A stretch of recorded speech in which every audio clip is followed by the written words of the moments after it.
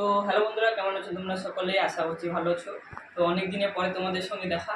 তো আমি ছাদ বাগানের পাশাপাশি আমার শখের বশত আমি একটা অ্যাকুরিয়াম করেছি। তো এই অ্যাকুরিয়ামটা কি খরচ হয়েছে এবং কি মাছ রেখেছি, তো আর কত বড় করেছি, তো ওগুলো সব তোমাদের সঙ্গে শেয়ার করব। এবং তোমরা ভিডিওর সঙ্গে যুক্ত থাকো। অনেক দিন ধরে আমার তো ভিডিও দেওয়া হয়নি, আর বাড়িটা সবে তৈরি হয়েছে। হয়তো 1 মাস আগে হয়তো প্লাস্টার হয়েছে, এই কারণে ঘরটা একটু অগোছালো। তো তোমরা ক্ষমা করবে আমাকে। তো চলো আমি অ্যাকোরিয়ামটা দেখাই। তো আমার অ্যাকোরিয়ামটা আছে 2 ফুট বাই 1.5 ফুট, ঠিক আছে।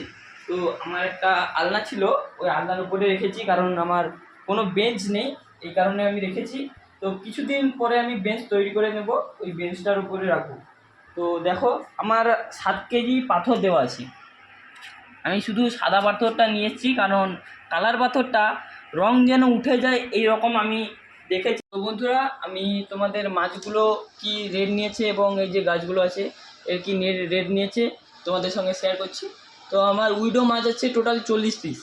তো এই উইডো মাছগুলো আমার নিয়েছে 8 টাকা করে। আমি গ্যালিস্ট্রিটে অনেক ভিডিও দেখেছি, ওখানে দেখাচ্ছে 7 টাকা, কেউ 8 টাকা নিচ্ছে, কেউ বেশি নিলে কম দিচ্ছে। তো আর আমার আছে এখানে গোল্ডেন ফিশ 4টা 5টা আছে, গোল্ডেন ফিশ একটা কালো কালারের আছে।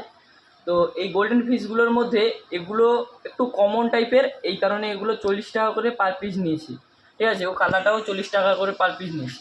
আর এই যে টাইগার নয়, পান্ডা পান্ডা কালারটা বলে, আমি জানি না ঠিক, আমি নতুন নিয়েছি পান্ডা কালার বলে, এটা নিয়েছে আমার 100 টাকা। তো গ্যালিফ্রিটে আমি অনেক ভিডিও দেখেছি, এটা দেখাচ্ছিল 500 টাকার উপরে। আর গাপ্পি আছে আমার, গাপ্পিগুলো দুটো নিয়েছিল 80 টাকা পার পিস, 40 টাকা করে নিয়েছে।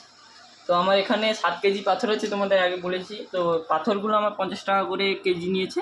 আর ঘরে কাঁচের গুটি ছিল, তো এই গুটিগুলোকে ধুয়ে দিয়ে দিয়েছি। তো আর এই যে গাছগুলো, এই গাছগুলো টোটাল নিয়েছে 60 টাকা। আর এই পাথরগুলো আমরা বাড়ির যে বালি ছিল, ওই বালি চালানোর পরে পাথর বেঁচে গিয়েছিলো, তো ওটা দিয়ে একটা ঘর টাইপের বানিয়েছি। আর এই যে মানুষটাকে দেখছো, এ ঝাঁপি আছে, তো এই অক্সিজেন দিলে ঝাঁপিটা তোলে। যারা অ্যাকুরিয়াম করো, যাদের আছে সব, তোমরা জানতে পারবে। তো ওই ঝাঁপিটা নিয়েছে 60 টাকা। আর স্পঞ্জ ফিল্টারটা আমার 160 টাকা নিয়েছে।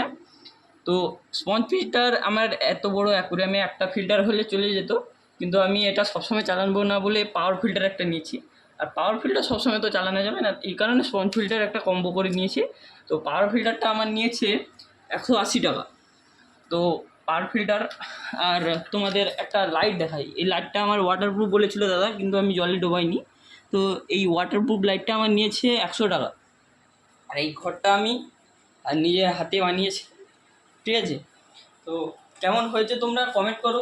কেমন আমি যেরকম পেরেছি আমার ক্ষুদ্র হাত দিয়ে, ক্ষুদ্র মন দিয়ে আমি সাজিয়েছি, ঠিক আছে।